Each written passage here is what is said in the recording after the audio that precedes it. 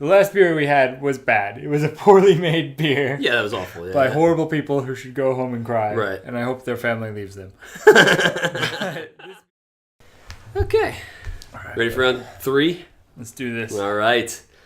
Welcome to Akihabeera, where the Japanese beer industry made us a lovely breakfast this morning, but it hardly makes up for what happened last night. I'm Eric. I'm Casey. Today we are drinking a special guest from... Wait. That's staying in.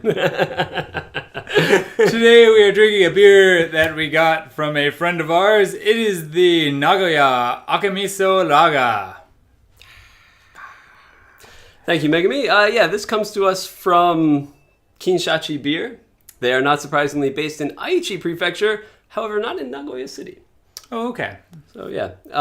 They've been around since 1996. They have quite a few beers, one of which we have seen in like Big Camera and stuff. They make the Mitsuboshi series of beers. So there's 3 beers called Mitsuboshi. That's their line. They also have another line under just Kinshachi, which is their company name as well. There's like 14 beers under that name. Wow. Everything ranging from, this miso lager, which is rather unconventional. They have an IPA. They have a couple of different fruit beers. There was some other stuff too.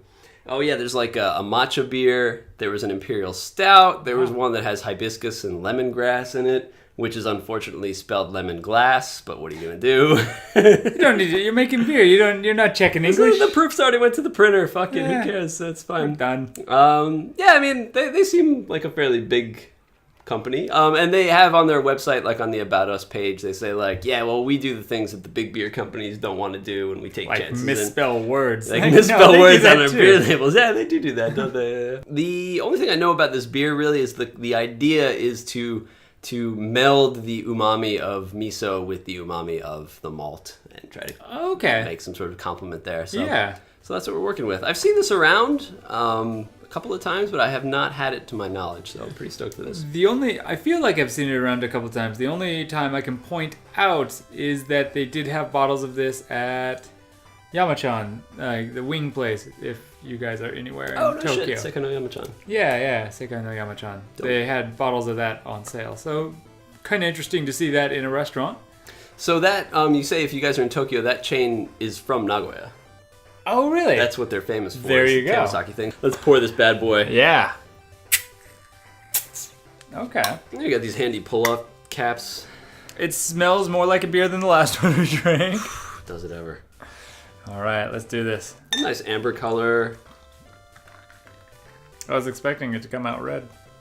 A lagery looking head, not surprisingly. Yeah.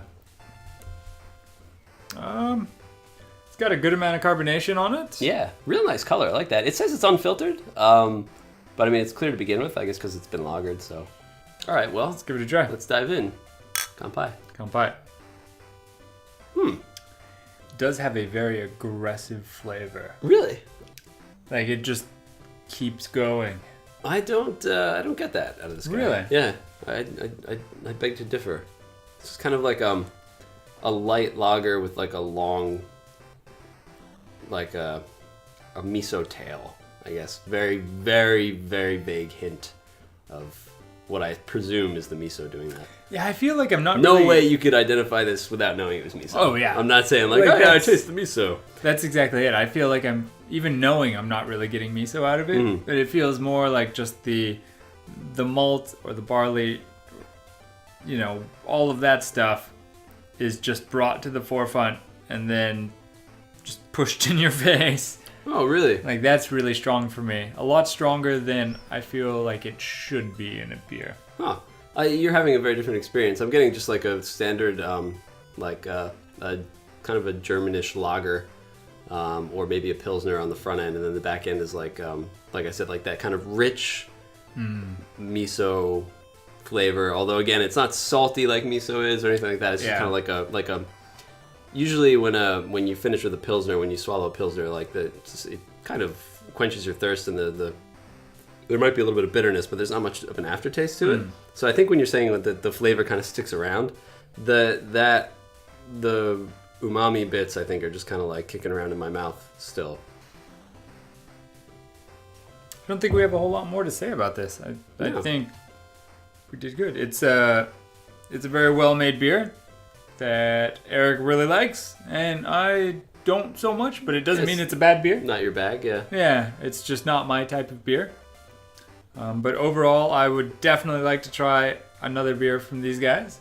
I would definitely recommend this beer, as opposed to red beer in the last episode, which was bad. I would not recommend that on my worst enemy. Guys, thank you for watching again. We promise to change shirts for the next episode. Don't forget to like and subscribe. I took off my coat thingy. You could check out our last video upstairs, which is that bad beer that we were talking about the whole episode. You could also check out our Twitter down below. Did you say that? No. No. Twitter down below. Twitter. And as always, thank you for your time, guys. You guys are awesome. Cheers.